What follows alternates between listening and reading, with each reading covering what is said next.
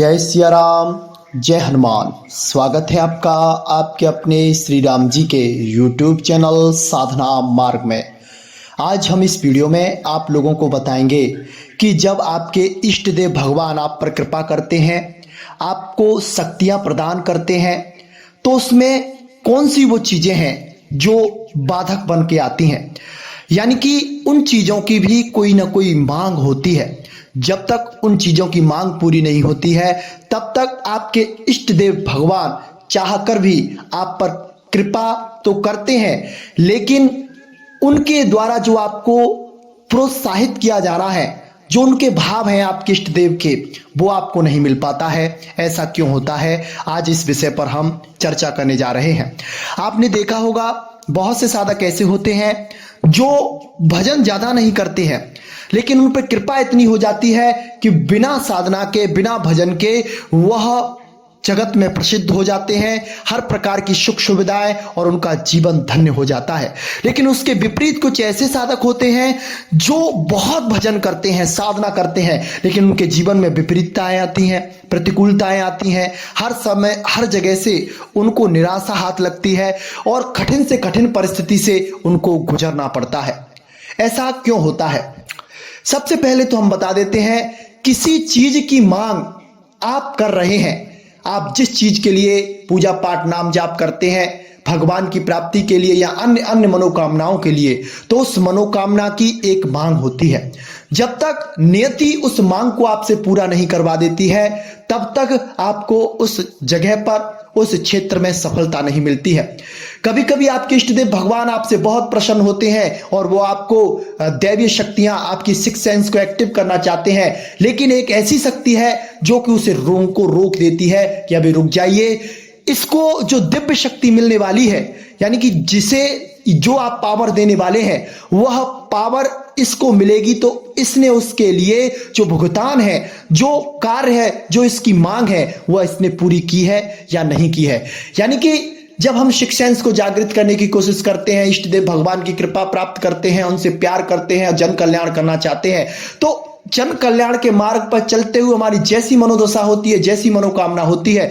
वैसी ही हमारी परीक्षाएं हमारे इष्ट देव भगवान के द्वारा और नियति के द्वारा ली जाती हैं। अगर आप इष्ट देव भगवान की परीक्षा में खरे उतर जाते हो तो इष्ट देव आप पर कृपा करते हैं, लेकिन नियति अपना खेल खेलती है और नियति में भगवान भी बाधा नहीं देते हैं, क्योंकि जिसके भाग्य में जो लिखा होता है वह होके रहता है। हाँ, ये बात अलग है कि भगवान नियति को टाल सकते हैं, उनमें इतनी क्षमता है, लेकिन वह एक गाइडेंस में रहते हैं, वह एक नियमावली में रहते हैं। जो साधक पहले से, पिछले जन्मों से बहुत साधना जब तब पूजा पाठ करके आते हैं, तो बचपन से उन पर कृपा जागृत हो जाती है, उनको कोई साधनाएं नहीं करनी पड़ती हैं। और कुछ लोग ऐसे होते हैं जिन पर गुरु कृपा हो जाती है, यानी कि जिनके गुरु बलवान होते हैं, गुरुओं पर सारी शक्तियां होती हैं, तो गुरु उन पर शक्तिपात कर देते हैं, यानी कि अपनी शक्तियां उनको ट्रांसफर कर देते हैं। ऐसा भी हो जाता है, लेकिन यह बहुत कम कंडीशन में होता है। ज्यादातर साधक अपने आप को परिपक्व बनाने के लिए मेहनत के मार्ग से गुजरता है,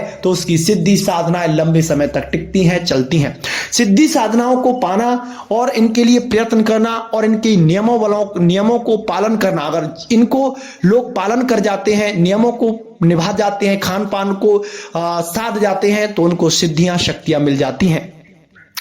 तो शक्तियां मिलने का और आपके इष्ट देव भगवान की कृपा मिलने का एक ये भी कारण होता है कि अभी आपसे नियति बहुत कुछ चाहती है, और जितना नियति आपसे चाहेगी, यानी कि जितना आपको नियति तड़पाएगी, जितना ज्यादा आपको कठिन से कठिन परिस्थितियों में डालेगी,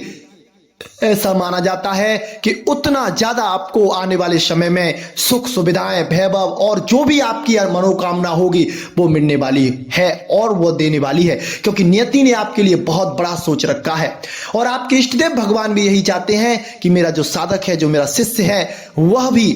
परिपक्व बने, हर स्थिति से गुजरने के लिए तैयार रहे। तो जिस तरह से सोने को तपाकर, पीस कर, उसे के टुकड़े टुकड़े कर हर तरह से उसे परख कर जब उसके गहने बनते हैं, इसी तरह से अगर साधक साधना में आगे बढ़ता है और हर परिस्थिति से छोटी सी छोटी गलती को दूर करते हुए आगे बढ़ता है तो परमात्मा उस पर कृपा करते हैं और जीवन में वह कभी भी असफल नहीं होता है और कभी भी वह डिग नहीं सकता है। तो आपकी सिद्धियों के बंधन का, आपकी राम नाम की शक्तियों के खुलने का एक यह भी कारण हो सकता है कि नियति अभी आपसे उसकी मांग चाह रही है। यानी कि जो आप प्राप्त करना चाहते हैं उस चीज की प्राप्ति की जो गाइडेंस है, जो रूपरेखा है, जब तक आप उसका पालन नहीं करेंगे, जब तक आप उस पर चलेंगे नहीं और उस परीक्षा को आप पास नहीं करेंगे, तब तक आपको वो चीजें, वो सिद्धियां, वो शक्तियां आपको नहीं मिल सकती हैं। जन कल्याण करना और कहना बहुत आसान है, लेकिन जब इन्हें करते हैं, इनके लिए साधना की जाती है, तब इनमें जो असली सच है वो सामने आता है। इसीलिए हर कोई तो चाहता है कि मैं बड़े से बड़ा साधक बन जाऊं और मैं संसार में यश पैदा करूं, लेकिन उसके अंदर जो कमियां होती हैं उनको वो दूर नहीं करता है और गलतियों पे गलतियां करता रहता है। जब उसके बाद धन का आगमन होता है तो गलत मार्गों पर पैर रख देता है तो उसकी सिद्धियां सब प्राप्त हो जाती हैं। जब तक अपने सिद्धियां हैं उस समय जब आपको सहयोग मिल रहा है, आज हम आप लोगों के लिए लेकर हो रहे हैं राम नाम, जितना ज्यादा ध्यान में लगाएंगे और एक साधक की शक्तियों का विस्तार होगा। क्योंकि हमें उत्तराखंड से आया है, उन्होंने अपना लिए तो खर्च किया और अपने और निजी स्वार्थ के लिए खर्च कर दिया, तो आपकी जितनी भी शक्तियां हैं, शक्तियां हैं, चाहे तो ये हो जाएंगी, ऐसी लॉक होंगी कि आपके जीवन पर डाल दें, जिससे कि राम नाम के जातकों को वो तो होगा ही होगा सहायता मिलेगी। आपको ये जो चाहते हैं उससे भी वंचित कर देंगे। ये पहले गायत्री मंत्र का अनुष्ठान करते थे, यानी कि इन्होंने